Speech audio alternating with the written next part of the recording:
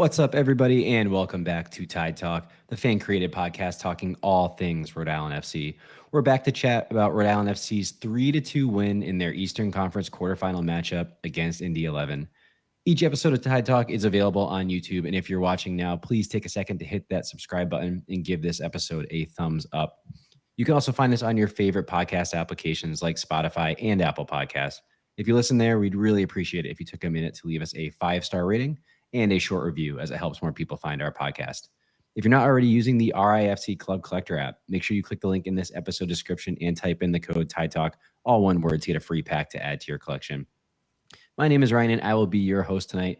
I'm joined today by everybody's favorite Tide Talk utility player, Andrew Quadros. So everybody, let's cozy up. Let's crack a beer. And let's dive into this one. Andrew, long time no talk. How are you doing today?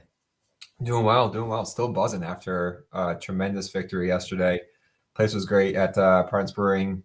Good crowd, so it was really just fun. Had my son there too, so he was enjoying himself. He got to see firsthand what the experience is like watching a playoff game with Dad. Yeah, I mean, we'll get to this at the end, but Will was like the epitome of just like calmness throughout the end, which we all should strive to be. But I definitely don't have that in my system. But yeah, as Andrew mentioned, we were at Providence Spring yesterday, and a huge shout out to everybody who made it out, both for the live show or late if you're Matt Hans at Camp Parallel Park, or if you just came for the match itself. It was a really great atmosphere, a ton of people that we hadn't seen before, and as always, absolutely delicious beer. So, Andrew, as we talked about in the live show, we start here with the lineup. So we had Koke Vegas in net, Grant Stoneman, Marcus Duggan, and Karifa Yao at the back. We had Quizera and Nodarse on the wings. We had the adult midfield out there with Clay Holstad, Mark Ibarra, and Zachary Haraval, with Noah Fuson and JJ Williams up top. Any surprises here for you? No, I mean, like we talked about yesterday, there were really two potential changes or potential areas that we were looking at. It was who's starting at right wing back and what's that pairing up front. In other words, where was Chico going to slide in, if at all, in this lineup? So it wasn't surprising, particularly with the outburst that we saw last week against Miami, that we're sticking with that same offensive set that we had. And the bigger question was that right wing spot, which I personally thought Turnbull was going to come back to take it, but momentum has been building really to have Nodarse continue on in that spot, and that's we had it. So it was great. I mean, we had the same lineup as Miami, so I think keeping that momentum going late into the season and into the playoffs was clearly a priority for Connor. Absolutely. And I think the only real big question coming into this one, which you alluded to, is who's going to be playing that right wing back spot. And obviously, Kano opted with Frank Nodarse here. And I do think there's more to talk about, especially with the way this match played out and the kind of the outcome here, especially, unfortunately, with Turnbull's injury and how that is moving forward. But I do think, and people are saying in the chat, Matt Hans, he did nail this in his pre-match lookout on the Tide Talk blog, where he did mention possibly having Frank out on that right wing back spot, which we really kind of came across late in the season in terms of this formation. But obviously, outcome always will dictate how we feel about it. But I feel pretty good about this one.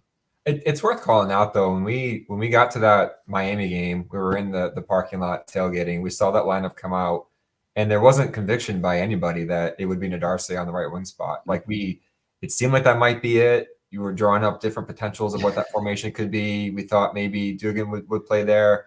I had a little too much trunk wine. I was really feeling it that night. but the point is, like, we felt like we had a pretty good idea of what this lineup would look like going into the end of the year. And it wasn't until the last game of the year that we have Nodarse starting in a spot that no one expected him to start in like 3 weeks ago. So it goes to show you how versatile Kano's willing to be, and just really trying to find the right players in the right moments. Yeah, and I think we've praised him throughout the season for that ability to kind of put aside his preconceived notions and try something new. And I think that's been a real hallmark of this team and why this team is advancing to where they are. So this game, it started off pretty kind of back and forth. I think Rhode Island FC did kind of take the onus to Indy to start, and that really came up with the initial goal, which we'll show the lead up to the goal and the penalty itself.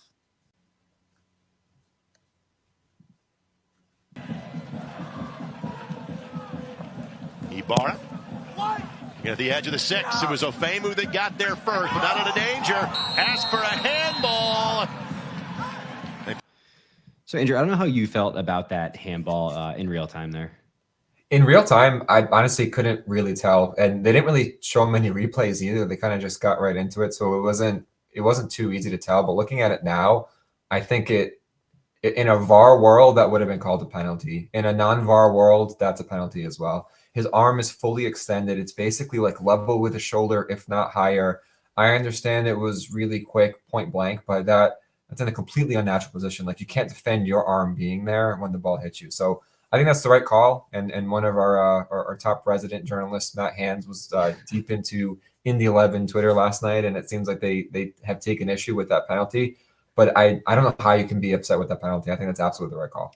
Yeah, I mean, I obviously love the indie guys that we've had on, but some of the stuff I've also seen, they did not like anything about this match, it seemed like. So yeah, I wouldn't either if I was in their shoes. But at the same time, the guy extends his arm fully. It does block the ball getting back across goal. And at the end of the day, the ref has to call that. So in real time, I didn't really notice it, but seeing it on replay, seeing it again, I think it was the right call. So before we get to the penalty itself, any qualms with JJ taking it?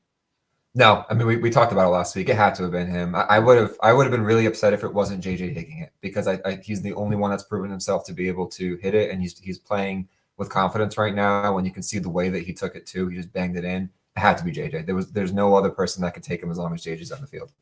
Absolutely. And to Andrew's point here, let's watch JJ bang this one in. I think they're getting it. It is a handball. It's a penalty. It's a point to the spot to start the match. Everybody lining up in case of a rebound. For the first postseason goal in Rhode Island history. Got it. And little that Salt could do about that. Rhode Island on the board first in minute number 19. Wow. So he absolutely buried that thing. Yeah. I always do appreciate, penalties can be really scary. Obviously, missing the net is just a huge failure. But at the same time, when you go for power, there's so much more likelihood you're going to do that. And he went power, side netting towards the top of the net. And that would have been really tough. Even, Hunter Salt, I talked about it in both the away end and the pre-match live show. Massive person, but he couldn't get anywhere near that. I think when you have that giant of a human being in goal, you mentioned it yesterday, it's just intimidating seeing that much surface area taken. I think your only option really is to blast it. And we've seen almost like finesse penalties taken so far this year by the rest of the team that haven't worked out. And the one that JJ took last week too was also power. That's the way to go. I mean, as long as you hit it in that upper third with power, it's really difficult for any goalie to come get that. So perfectly taken. Absolutely. And I think you could see, obviously someone who's going to, take the risk there is obviously someone who's feeling themselves, who's in pretty good form. So, the hat trick hero from the prior week in Miami, we talked about it in the live show that JJ is really coming into this match with momentum in the best form we've seen him in all year, and great to see him capitalize on that. Yeah, playing with a man. He's a man with confidence right now, and you can see it in all of his movements and the way he's been striking the ball. So we saw it last week when he picked up the ball and said that penalty is mine. And then there was no hesitancy this time around too. And even his celebration after he finished it, like you could just tell that's a guy who's feeling himself. So it was good to see. Absolutely. And luckily we got to see plenty of those, but not before Indy got there first in the 35th minute here. Charge of the back post.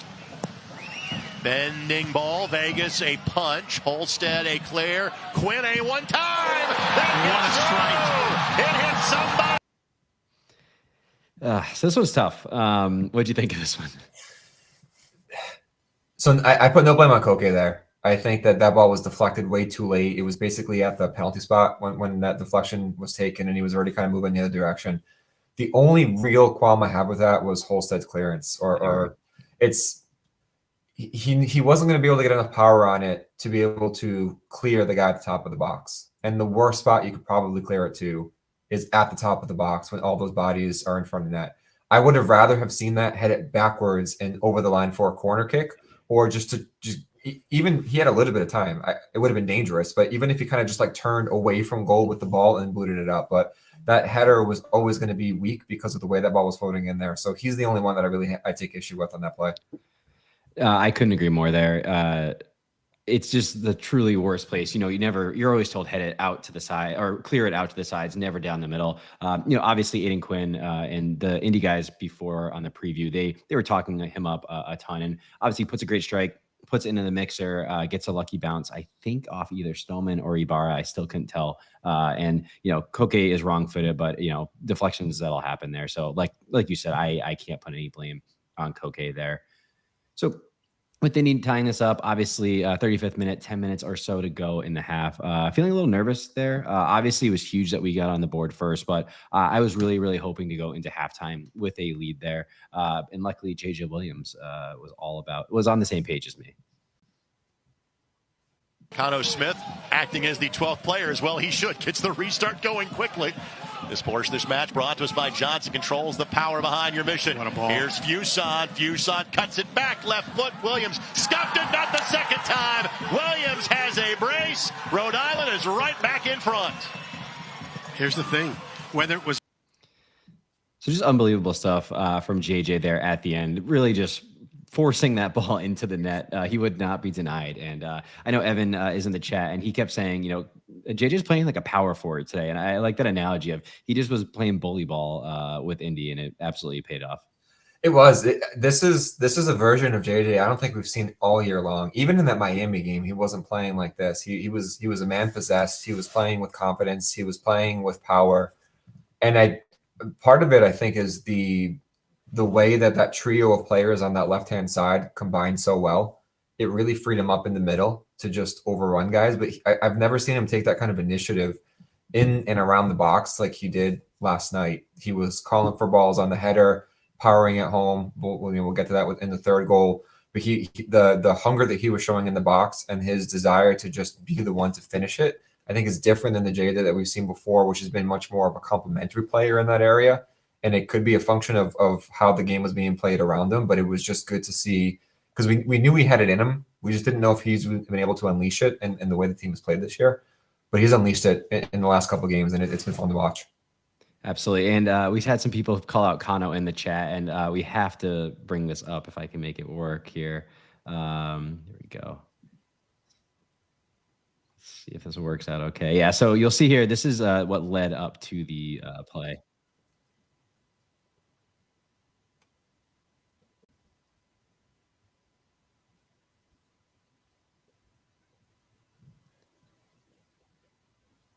So really just unbelievable work. Could you see that? Didn't go. No. Oh, no, that's good. Oh, here it is. Its way home. This leveled the match, but only for a matter of moments. What a strike. And look at this. Look at this. Whether he called in the beginning of the game, we want to take things quickly, or whether he saw that... This is not working at all. We got most of that before it got dark, but that was awesome. It was, I mean, you talk about a total team goal for Kano to be, he looked like he was like a basketball player, just keeping the ball in bounds, just like by diving into the stands. Like just the way he took that, he understood his read of that play happened so fast that he just knew he needed to get the ball in there immediately. And then his team took it from there. So it was really cool to see how many people were involved in that goal. Absolutely. I mean, yeah, great athleticism by Kano. We did see him winning some races with people at the practice ahead of this one, which was just great to see him, turn back the clock there. But I thought this was a great team goal. Obviously JJ is going to get a lot of the credit for kind of willing it over the line, but that trio of Quizera, Noah, and Haraval really made that happen. I thought their interplay on the left was phenomenal. All match. John Marissi, who I haven't been doing my duty of mentioning every single podcast, but he did a great thread, USL Tactics on Twitter, about kind of some of the stuff Rhode Island was doing on the left. And I think this also really showed why having Frank as that right wing back was a really interesting decision, because for me, it felt like Quizera was just kind of running rampant throughout this one and had a lot of freedom on that left wing to not only just drive down the wing, but also cut inside and create. And with Frank kind of tucking in a bit more and being a little bit more reserved and that right side, I thought it really put the onus on the left to attack, to create. And I think it really paid off all day. Yeah, they handled it really well. It did feel like that. Not only do we have our strongest side on the left to begin with, that's just where most of our creativity has come from over the latter part of the season. Then they also identified that 19-year-old kid, Logan Nadlinger, I think his name is, who was playing with their like U20 academy team earlier this year. And all credit to him. He got a USL contract. He, for all intents and purposes, like he looks like he's gonna be a great player, but he's also shorter than me and lighter than me. And he's their right winger playing against grown-ass men and, you know, really fast guys that are flying down the wing. So I think that they just identified him as that weak spot, and it just matched up really well with where we just have our attacking power. And that trio, as John pointed out, of Fuson, Quizera, and Haribo just terrorized it. And they kind of just did this really cool thing where they were just rotating and filling in for each other no matter where they went. And I do think that's part of a reason why JJ was able to be so powerful in the box, because he just ended up being by himself with the defense being drawn over, and it just put him in position to really just overpower the central defenders that were there. So that trio on the left side was just amazing to watch, and you see it even more in the third goal. But it was the whole game was just the three of them kind of attacking that side. Absolutely. So as we get to halftime here, obviously was 1-0 Rhode Island FC. 2-1 Rhode Island FC here. Rhode Island FC really, I think, dominated possession here. Obviously 59-41. We edged them on shots 11-8. Shots on target 3-2. One big chance, which we did bury 1-0 there. We're better passing accuracy. We were better with fouls. We had more corners than them. So again, I think going into halftime, I felt like we were clearly the team that deserved to be up going into the second half. Yeah, it was definitely earned, and it was disappointing, obviously, when Indy tied it, because I did feel like Rhode Island was really starting to have their way with them. So it felt like a just scoreline at the half. Absolutely. So coming out of half, obviously 2-1. Does the team go and do they park the bus? Do they come out and try to get that third goal? And I think it was really, really important that the team went with kind of the latter strategy there of keeping the pedal to the metal, foot on the gas, and trying to get that third, because 2-1, obviously really tight, really scary. And it just takes one moment for the team to kind of get back, tie it, especially with that home crowd there, willing them back. So getting that third goal, I think, was extremely important. And like I keep saying, JJ obliged. 11, exceptional care, simply delivered. Haribo. Quizera, bending ball, looking for Williams. He got it again. My goodness. Back-to-back games with braces. And I'm sure some less than kind words to the Brickyard Battalion. But there is the... So, again, just what more can you say about JJ, about this performance? Again, just bullying people to get for this one. Yeah, it was great to see, because we know that he had the aerial ability, but we really haven't seen it get unleashed toward goal yet this year. And we spent a large part of this season lamenting the fact that they were just whipping crosses that would go nowhere. He wasn't getting on the end of them. Chica wasn't getting on the end of them. So just to see, he was lining up that cross well before that ball was taken. And then credit to Timmy and his player ratings. He called out something which I didn't notice the first time around, which is like, even before Quizera picked his head up, JJ's already like calling for it in the box. Like he recognized that he had the position there, and the ball came in, and he just powered it home. So he was feeling it, like we said, and he just took the game by the horns and just said, "This one's mine." Yeah, I tweeted this out during the match, but just playing like a man possessed, like he was not losing this match. And, we've talked at different points this year of different players kind of putting their cape on and saying like, I'm not leaving here without something. And that was all JJ tonight.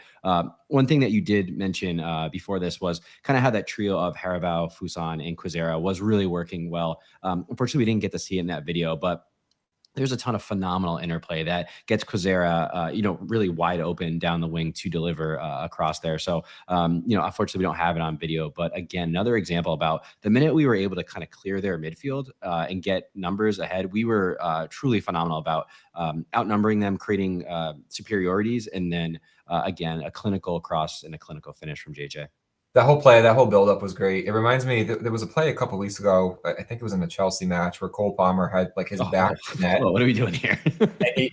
Sorry, as the Arsenal fan, but he had his back. He was kind of in the middle of the field. He had his back, facing toward the net, and he just saw that there was a path there for Pedro Neto to come through, and he just fed the ball through. And that reminded me a lot of what Noah did there. He got the ball, won the knockdown. There was a player on his back, and he recognized that wing was open. So he didn't even have to look. He just knew that he was going to be able to just send that ball up there, which sparked the counter attack. And everyone did their job from that point forward. It was great ball handling. JJ setting up well. So it almost felt like that was a movement that they were practicing with how quickly Noah hit that pass, and then where everybody kind of moved from that point forward. It feels like that's something that was probably from the training ground, and JJ got on the end of that, but that really started with the knockdown that Noah won. Yeah, we're going to talk about some unsung heroes in this match, and Noah will definitely be one of those players. Number one, because I got to write the outline, but number two, because it was extremely deserving here. So we get that third goal, and at that point, obviously, Indy is going to be coming full bore at us. They made a couple changes to their lineup, brought on some strikers, brought on some attackers, and wasn't full tilt here. It's an elimination game, and they absolutely had to. And then, so 5 minutes after the JJ goal, a little bit of controversy ensues with a goal from Indy that does get ruled out, which I would love to chat about. So here it is. Stays down behind the play. Indy continues to play on Romario Williams. Gets his third Indy 11 goal. Substitute move. Yes, that might not be the best example of it. I know they do. Do it in slow-mo. So here's one more time for everybody. Change the overall impact of this call. The goal is officially off the board. Let's take a look.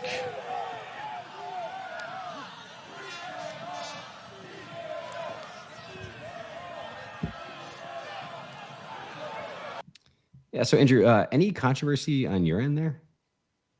One, but not that the call was wrong. It was the fact that the sidelines took forever to put the flag up. And I think that's part of the reason that the Indy fans, and then obviously Romario Williams too, was upset, was because they thought they were in the clear, and then all of a sudden the flag came up. But it was the right call. And typically what we've seen in a lot of these matches in the USL is that you don't really get a clear view because there's not a lot of camera angles, and the camera work itself is kind of shoddy for the most part. So, but we had the benefit there if he was lined up just before the 6-yard box, so you can get a pretty good view of who was lined up with him, and he was clearly ahead. Another sour grapes call out, I think, by the Indy fan base there, because that to me seems pretty cut and dry. Quite frankly, like, just let's see if I can have the still here. Like, I don't understand how you can think the guy potentially is onside when he had so he's obviously ahead of Yao here. He has a stiff arm out for Yao, who is the final defender. So it's his arm plus his entire body that is offsides. I genuinely am struggling to even remotely empathize with this, because sometimes it could be, a toenails offsides, especially with VAR. But in this one, he literally is pushing off Yao, who is the furthest defender back. So to me, this one is quite frankly insane to think is even potentially onsides. Yeah. Again, I think it's sour grapes there. This one, there's been many calls over the course of the season where you could really argue the way, because it's hard to get a definitive angle. Mm-hmm. This angle not being great based on where the line is with that 6-yard box, it's pretty clear that he was offside. Absolutely. So I think after that goal, offsides goal came in right after the JJ goal. I think that was a bit of a wake-up call for Rhode Island FC. I think we did a pretty good job, settling down, controlling the match as best we could. Again, waves and waves of Indy attack, but nothing was really penetrating, unfortunately, until the 76th minute when Martinez gets his goal. Rhode Island will make their third and final sub, looks like, in a couple of minutes. Bending ball in. Nodarce got there first. This from Aiden Quinn. Quinn redirects. Martinez flicks it down. And Douglas Martinez. Flag stays down this time. Indy is back within one. Douglas Martinez. So, Andrew, what do you think about that one? I watched this one a few times, and I think it was either Timmy or Matt in his post-match week. I think it was Timmy that said maybe you can call out Nodarce there for being a little bit slow, which I think is an okay shout. It's just hard to tell because the ball got cleared. So obviously Nodarce cleared it. And in those situations, you're supposed to bring the line up. They were a little bit slow to kind of clear the lines.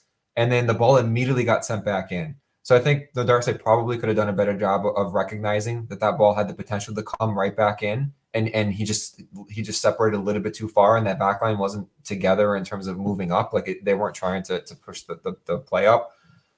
But it was really close. I mean, he wasn't that far away. He just made it just over him. And then, the player just got a nick on it, and it was just enough to end up getting past Koke. So I think you're really picking nits here by saying that Nodarce was at fault here. He probably could have done better, but it really wasn't. There were no major blunders from my perspective here. Yeah, I mean, my big I don't know if concern's the right word, but my big complaint for this match and thing that's frustrating in retrospect, and obviously it's a lot more fun to be frustrated about things when you just won, but the fact that both of their goals came off kind of bad clearances from corners, really, I think is really disappointing from a team that I think has improved pretty substantially over the course of the season of doing better on these set pieces. They did a good job with the first ball, but not getting it cleared out, I think is just something they're going to look back on with this one with a little bit of regret, because I think, again, we were the better team in this one, but two kind of moments of, kind of taking their, I don't want to say losing their focus or anything like that, but just not executing that final clearance just to kind of reset and regroup, I think will be something that hopefully this week they can kind of regroup, work on, and be better next time. Yeah, they're not sharp enough in those instances, and I wonder, as you were saying that, is it a case of maybe as they start to clear the ball, they're already transitioning into that counterattack mindset, and they're caught off guard a little bit if the ball does get sent back in. And maybe that's something that Indy or other teams have recognized, is that they're vulnerable when they're in these positions because they are a little bit out of position because they're already starting to move into the attack. And maybe that's just the consequence of playing the style that Rhode Island plays. But when those blunders are kind of coming from the back line, that's more frustrating. Like, you can kind of understand if the right wing backs are out of position or Haribo's too far up the field because they've started to move forward. But when your central defenders are out of position during those, and that's just upsetting. Yeah, especially in like an all hands on deck. We're trying to get this one over the line situation. But, from there, it's 3-2. And like I said, we were all absolutely in panic stations for the final, what ended up being almost 30 minutes of this one. But your son, Will, was cool as a cucumber here. So that's 76th minute that Martinez scores. And then the 85th minute, Kano makes, or 83rd minute, Kano makes a series of substitutions, bringing on fresh legs. But unfortunately, only 2 minutes after that, Turnbull injures his shoulder or collarbone. We're not really sure yet, which then really skews the final 15 minutes. Rhode Island FC unfortunately did not have any sub windows left. And the only way that we could make another sub was if the game went to extra time. So I think that does skew the perception and the way we all are going to feel about those final, again, what ended up being 15 minutes. They added 9 minutes of extra time there of this match. So how did you feel the team did of, seeing this one out, especially once they went down to 10 men? I think they did a good job. And that's kind of a shocking moment when you make the substitutions, and then 2 minutes later you find yourself down a man, and there was 7 minutes plus regular extra time. And we figured at the time we went down, it was probably going to be a good 5 minutes. Ended up being 9, which because of the time spent with Turnbull. So I think that they were very composed. They did give up a couple of chances, but that happens. I mean, the best teams in the world, when they're hunkering down, they end up giving a couple of chances, and Koke rose to the occasion. He didn't really have to do too much there, but he made the saves that he needed to. And they were calm and composed, which I think is in huge contrast to early in the season. And when we really struggled, it's like every time we had a lead late in the game, early in the year, it's like they were running around with like chickens with their heads cut off. Like you could tell that there was just like a frantic nature of them trying to close out games. I didn't see that yesterday too. They felt very composed. They kept their lines really well. They understood what they needed to do. And, those odd opportunities were going to come in, but I thought they saw it out really well. And again, just having that shock to the system of like, oh crap, all of a sudden we're down to 10 men because the guy that just came in didn't even last 2 minutes on the field. And it's a playoff environment and the momentum starting to shift. They rose to the occasion, I think. And this speaks to that never say die mentality that the team has had. I mean, we think about it in terms of never quit. The game's never over when you're behind or when the game is tied, but it goes in the inverse too. They had a lead, things are starting to slip away, their backs were against the wall, and they closed it out in the right way. Absolutely. And so Chuck brings up, Chico here. And I thought Chico did his best to try to kind of run the channels and execute a lot of the hold-up play. But, we're talking about this kind of seeing this game out, and it felt like some absolute dogs were out there. And we talked about unsung heroes. Chuck has Chico. I have none other than super sub himself, Joe Brito.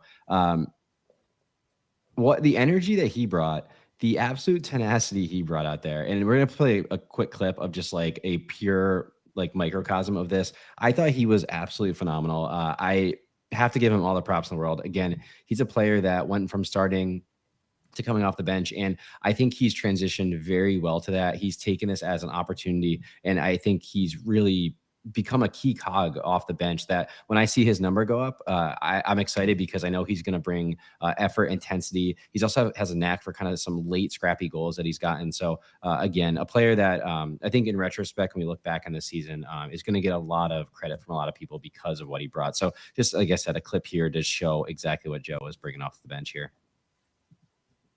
Oops. This is Brito. And Brito elects to hold up for possession. Blake. Wow. Well done by Brito. Unreal. So it's him. It's 4-on-1. He's by himself on an island and just absolute dog out there to keep that ball, to just continue to dribble, to kind of give his defense a breather. I think at the end of that, they don't show it on the clip, but I think he finds Chico in the corner too, and they continue to kind of hold the ball up and I think get a corner out of it or a deep throw in. So again, just super, super unbelievable work by Joe Brito. It was amazing. And I was one of the people early in the year who wasn't a big Brito fan, and it was less about his play and more about his fit into the system. And I felt that he just really didn't fit all that well and wasn't able to contribute in the way that we were hoping he would. But he's turned it around big time in terms of the value that he's brought, the energy that he's always brought, but his play has really been phenomenal. And he went from someone that maybe wasn't getting a lot of time early on to someone that people were excited for when he was substituting in. That tenacity was fantastic, and it really, at Providence Brewing, the place went nuts when that happened. People were applauding, cheering his name, and in those situations when you're trying to close out the match and kill off important seconds, he just did a phenomenal job. And my first thought, or one of my first thoughts after seeing that too, was that if this was an ice dancing routine in the Olympics, I think he probably would have gotten at least a 9.0 because he was just flying around and twirling, and he was doing great. So props to him. That was a lot of fun. And then again, to call out Timmy's player ratings, so read that if you haven't. And then also Matt Hand's post-match beacon on the match. Timmy had a great snapshot of him getting the ball and just being surrounded by people. There was no one in frame, and he somehow dribbled all the way around them, kept the ball, and like you said, put that ball to the corner for Chico to go get, just wasting valuable seconds with the way that he handled that situation. So props to him on that one. Absolutely. And sorry, my thing is freezing because I had this is my fault. I'm trying to get a meme in real time here, but let's explain the meme. It is the chest X-ray with a bunch of pit bulls in there. That was Joe Brito for the rest of the match. So obviously, to see this one out, we did see one more huge save from Koke in the 96th minute here, which it looks like. Oh no. My computer, my screen, the little thing that we do this on is frozen. Let's do a little do. Let's see.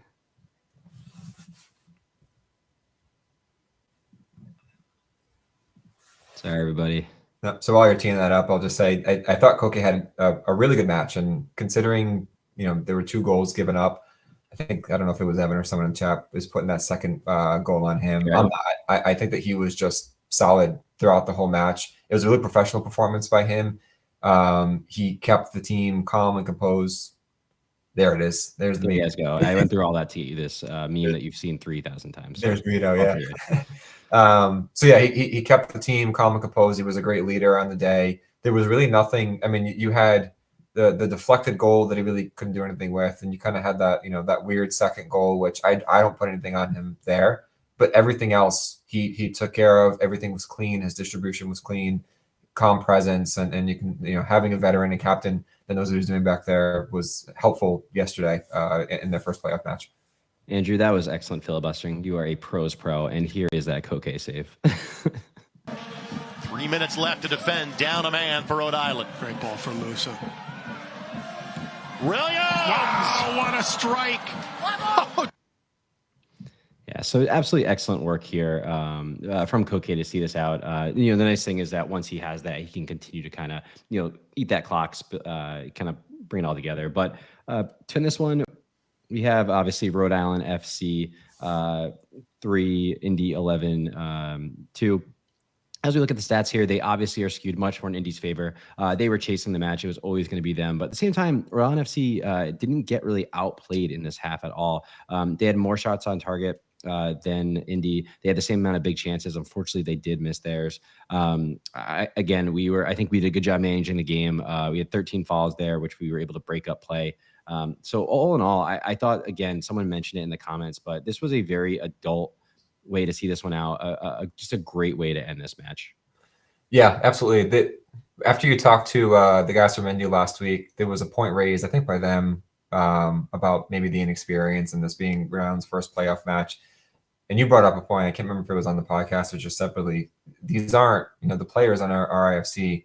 They're not rookies, right? A lot of these guys have played in the playoffs. They do have experience. So yes, it's their first game, but it's their first game with this club. So the playoff experience, I think, showed through, especially at the end of that match.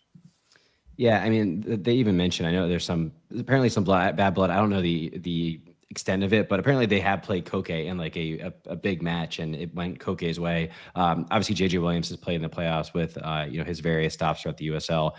Zachary Haribow has played for his country. Quizera has played for his country, and all these players, like, they're all professional soccer players. They played in big matches in their life, so I was never super worried about that talking point, and I'm glad it did play out that way on the pitch.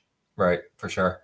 Can we talk about the subs really quick? Yes. I'm curious to get your thoughts there. So I didn't love JJ coming off for Chico at the time that he did. I understand the argument that maybe he was just banged up and running out of steam. If that's the case, then I'm okay with it. But with how well he was doing there, it felt like when you had the Golden Boot winner and reigning MVP sitting on your bench, it felt like there was an effort to just make sure that he got meaningful minutes there. And I felt like it disrupted the flow a little bit, only because of the way that each of them play is different. And I felt like that attacking style ended up changing a bit when Chico came in. He didn't play poorly, but JJ was just on another level. So I didn't love seeing that. And yeah, then the other at the same time, Chico, and sorry to cut you off there. Obviously, like, I think throughout, especially the beginning of the year, like, he did an admirable job trying to play JJ Williams-esque in this system and try to do a lot of the hold-up play that we asked JJ to do. But at the same time, he just never is going to be able to do that, and that is not a slight on Chico. JJ is just an absolute monster of a human being. So I do think he got kicked to shreds yesterday, and I'm assuming that's why we took him off. At the same time, being able to bring on the Golden Boot winner from last year against tired legs, I don't think is a terrible idea, but you're not wrong that it did completely change kind of the complexity, not the complexity, but the way that this attack looked, the way our hold up play looked, and the way that JJ was able to hold people up so that those wingers, especially on the left, could get into the match. Yeah. So, and again, if it's a case of JJ just needed to sit because he had been taking a beating, I'm totally good with that. But if it wasn't that, if it was just wanting to get Chico time, this is akin to, in baseball, you have a starting pitcher who's pitched 6 good innings and he has more in him and he's dominating the game. And then, your advanced stats tell you to put in the next guy. It just changes things. And I didn't love that unless it was because JJ needed rest. The other stuff I didn't love either. And as much as we just praised Brito, I think taking out Holstead for Brito just felt a bit odd in that moment. You were up 2 goals. It was like the 68th minute. I think that there wasn't that much, less than half of the second half to go. I would have rather have seen, truthfully, even Kofi there to be Kofi's like our closer there as a defensive midfielder. And I just felt like he had it in his head that Brito's going to be the second guy off the bench. And he put in Brito for Holstead, and that just was too aggressive of a move, in my opinion, at that moment in time. Obviously, Brito ended up being big down the stretch there, and it's not like Holstead was having a huge match, but it's nitpicking. I'll admit that. It's not like I hated the move. I'd rather talk about this stuff after a win than a loss. So yeah, exactly. And then the second set of subs, was interesting too with Turnbull and Kofi coming in. So with Chumesi really getting healthy late in the year, he does feel like he's become the closer for us, and just that defensive midfielder to come in and be that extra stopper, largely along with Ibarra. So I did like seeing them there, and then it was good to see kind of that movement. Turnbull going out to the right wing. Nadarse went over to left center back. Dugan slid up to the left wing back, and that was short lived because 2 minutes later Turnbull went down. But I did like those moves that were made there. No, absolutely. And so as I mentioned in this one, a couple of things I wanted to call out, especially some performances I think are going under the radar. Just one stat I saw that I thought was pretty indicative of this one. We were really, really dominant in the air. We won 61% of the aerial duels in this one. Also just a super committed defensive performance, 31 clearances in the second half. We had 3 different blocks. Someone mentioned earlier when I said I had a couple under the radar performers. Duggan absolutely was really under the radar for me. I think he's one of those center backs. He just makes me feel so calm. He's just composed in the duel. He doesn't do anything crazy. Once he's on the ball, he just makes the simple pass, gets it out there. And I thought he was instrumental. He had 10 passes into the final third. I thought he was really helpful in finding Quizera and Harabao in that left pocket to really spring those attacks. He had 5 clearances, won 9 duels. He was 7 of 10 in the air. So again, someone who I think at the time, obviously, I was very excited about him signing on loan. But I think he's living up to the hype. Unfortunately, we lost him to injury for a little bit, but having that extra presence in the back that you can trust to see out these games is super important. He's been a bit of an unsung hero, I think, because he doesn't really show up huge in the stat line, but he's very solid defensively. His positioning is good, and then he's able to just spring that attack. And on that left side in particular, where we have our most creative players, and that's where a lot of our offense is coming from, he's the one that's really helping send that ball into positions where those guys can do their work. And having the ability to break lines with those passes and spring the attack is huge. So he's done great there. Absolutely. I also just one other player again on the defensive side. I thought Frank did have a very solid game. I think he was much less of the Frank who's kind of getting loose on that right wing back and much more of the kind of center back Frank playing at right wing back there. But number one, he let Jojea be a lot more free on the left, but he had 1 block, 9 clearances, 3 interceptions, 16 defensive actions. He won 9 duels. He was 8 out of 11 in the air. So, obviously I think he might be a bit to blame on their second goal, but in all, he had another really, really committed performance there at the back. Yeah, we talked about whether he's at fault at all for that second goal, which, I think you could argue either way, but I think our entire back line plus Nadarse had a solid game. I mean, we talked about that first goal really being a result of a poor clearance by Holstead. I really don't put much on the defenders there. And for the rest of the rest of the match, they didn't really allow Indy to get into a box in really lethal positions. They weren't really they don't have many shots on Koke where they just, they really should have finished it. It was that last one that you had showed in that 97th minute. It was a volley by Romario Williams that he unleashed, but it was a difficult play. It was just a very skillful play by him. So the defense just did well in their positioning. They did well in their marking. They did well to just keep that everything calm and composed in the back and allow the playmakers to do what they got to do. Absolutely. And speaking of playmakers, just 2 more call outs, guys. We talked about Quizera in that left pod, but Harabao and Noah Fusan, both of them had 3 chances created. Harabao was his kind of consistent self, 92% passing accuracy. He was just constantly in duels. And then Noah, 7 of 10 on ground duels from Noah. I thought he had a ton of moments where he just wiggled out of like 1 or 2. He was getting either double or triple teamed, wiggles out of it and just unlocks the offense and springs it from there. I think if we had hockey assist as a metric, he might have gotten 1 or 2 on this one because he really, I thought, shined in springing those attacks and getting the ball out to a lot of times either Quizera or Harabao there. So, can you talk at all about Noah or Harabao's performance? Yeah, Noah in particular, he's a very slippery player with the ball. And one thing that we undervalue for Fusan, because we think of him as this attacking player, is that he does come deep quite often to receive the balls, receive knockdowns on these longer plays. And he finds himself in deeper lying positions, but he also has the speed to really break and participate in those attacking movements. So he's done a really wonderful job of contributing on both ends and not just being like you see him on the lineup and it looks like he's a forward next to JJ, but he's not. Like, I mean, his positioning ends up being much more dynamic than the other striker that's set there, and that just gives him so much value in terms of his participation all the way up that wing. And then Harabao, he's just been fantastic, and he's been one of my favorite players this year, really, because you can tell that he sees the game at a different level than most of the players that he plays against. He understands the positioning. He understands when to slow things down. He understands when to speed things up. He understands when to distribute, when to hold on to the ball for an extra beat. And part of the reason that trio with Noah and Quizera are so lethal is because Harabao is a big part of that in terms of receiving the ball from the defenders, turning upfield, and then doing something with it. So this has been the case with him really since he joined here, and it would be a big miss if he wasn't there because of everything that he can do there.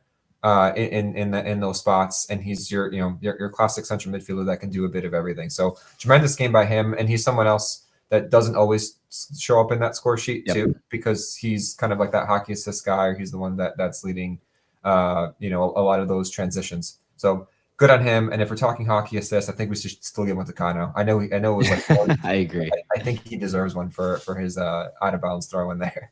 I couldn't agree more. So we're going to turn to the socials here. We we are figuring everything out here. So unfortunately, this only did go out on Twitter. So apologies there. But we had Evan, who also is in the chat here. His best, winning on the road in the playoffs for the first time in your first year. Better, the team digging to win for 30 minutes done. Down a man due to injury. And good, Megatron scoring a hat trick, which I did see Evan bequeath the nickname of Megatron to JJ, which might be the highest honor that Evan can give. So love to see him come around there. And then next up, his RIFC in 3. We have arrived. Another one, damn the torpedoes. And I think I am not understanding this Transformers reference, so I'll let Evan explain that one. And then Kevin FUB chimed in with purple people eaters from the Defiant 1636 Discord. I think Andrew Hill summarized this nicely. J. Williams. We have Leo, who always is chiming in and knowing ball. His good, not stooping to Indy's level in the largely unpunished, excessively physical fouling all game. I agree there. His better, Kofi, Chico, and Joe Brito leading an impressive clearing hold-up showing to close the game. And his best, JJ catching fire just in time. RIFC in 3, cleared the smoke. Very well put. Tyler here, RIFC in 3, up the tide. His good, JJ hat trick again. Better, first playoff win. Best, 8 teams left. And I have to say, I read that last night, and that gave me chills. So shout out to Tyler there. Taras has RIFC in 3. What a win. Rafael Santos, good. RIFC showed heart. Better. JJ streak. Bad. USL announcer sucks. Hopefully one day the USL can invest in Spanish announcers. That'd be interesting. Leo, talking point. Oh, talking point from Leo. Actually, we'll go back to this one. Natsuki for the final one here had RIFC in 3 on to Louisville. His good, playoff win. Better, hat trick. Best, the league took notice. I love that. Question from Leo that I think is interesting here. Talking point, was this the most composed game we've played despite the individual mistakes? That's a great question. It's definitely up there. I would think, given the stakes involved and what happened at the end of that game to see the game out.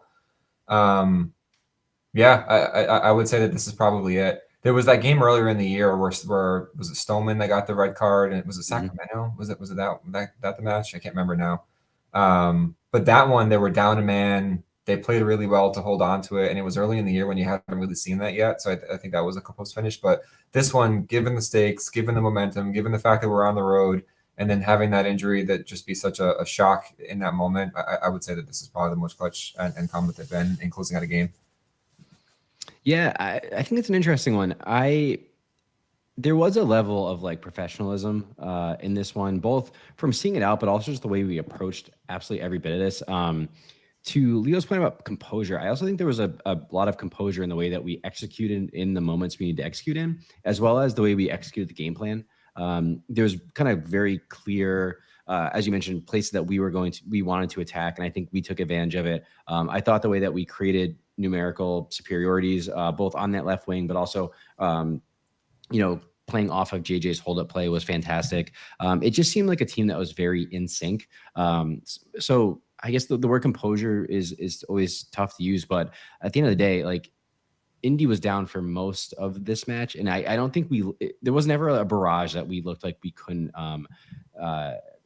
not stand up against. So I do think Leo has a great point here. I'd have to think about this more, but recency bias and also playoff bias is going to take this one for me. I know that Evan in the chat has Louisville as his. If anyone has any others, definitely add them here. But yeah, I mean, Andrew, any last thoughts before we kind of turn our attention to Louisville? I'll give my good, better, best and RC in 3. So I couldn't decide between my RC in 3. So in honor of JJ's hat trick, I'll give you 3. Bring on Louisville was 1. JJ the Assassin was my second one, and then Indy Wine Party was the my third one. And then for good, better, best, So good back-to-back hat tricks. That dude is just on fire. Better. Hartford has been in the league now 5 years. 19, 20. So this is year number 6. They have 0 playoff wins. So Rhode Island FC in their first year of existence has more fired at everybody right now. Yeah, which is amazing to see. And then best is this amazing dream of a season continues for at least one more week and hopefully more. So the fact that we can continue to do this, continue to talk about the team, be excited for another game, and it didn't end last week. The fact that we have more is really the best part of all of us. Yeah, I know. I was talking to my wife about this before the match, but it is like weird of like, will I be doing a podcast next week about Rhode Island FC, like of the current season? Will we be doing like the kind of the end of season recap? Like it is feel very weird at this moment, but just trying to stay in the moment and savor all this because, you know, you only get your first season once. And yeah, it's pretty special what the team is doing out there. Definitely. Awesome. All right, everybody. So thank you, everyone, for joining tonight, especially those of you who joined live in the chat. And a very special thank you to Andrew, both for jumping on tonight as co-host, but also at the brewery yesterday. Remember that Tide Talk is more than just a podcast. You can find us on Twitter, Instagram, and Facebook for daily social media content. Click that link in this episode's description to follow all of our accounts. As I said, we are more than just a podcast. The Carhawk Corner, unfortunately, has been canceled tonight, but definitely tune in to those on Monday nights. We have Timmy's player ratings and Matt's post-match beacon or lookout. I can't remember. That is out right now. What was that? He has the pre-match beacon, pre-match lookout, post-match beacon. Yes, well, Matt Hands writes 2 phenomenal blogs a week. Both those you can find on TideTalkRI.com. We also should be back at Providence Brewing next weekend for a watch party and a live show. So tune into our social channels for more information there. If you are not already there, please join the Rhode Island FC Nation Facebook group. We're at almost 850 members, and it's a great place to see more Rhode Island FC content and interact with fellow fans. If you're not already using the RIFC Club Collector app, make sure you click the link in this episode description and type in the code Tide Talk, all one word, to get a free pack to add to your collection. And hey, if you're listening to this episode on Monday night or Tuesday morning, make sure you go get out to vote. I'm not going to tell you who to vote for besides JJ Williams for Player of the Month, but go exercise your rights. So thanks again for tuning in for Tide Talk. I have been your host, Ryan, and for Andrew and everyone as Tide Talk, as always, up the tide. Up the tide. I stumbled over the end there, but yeah, up the tide.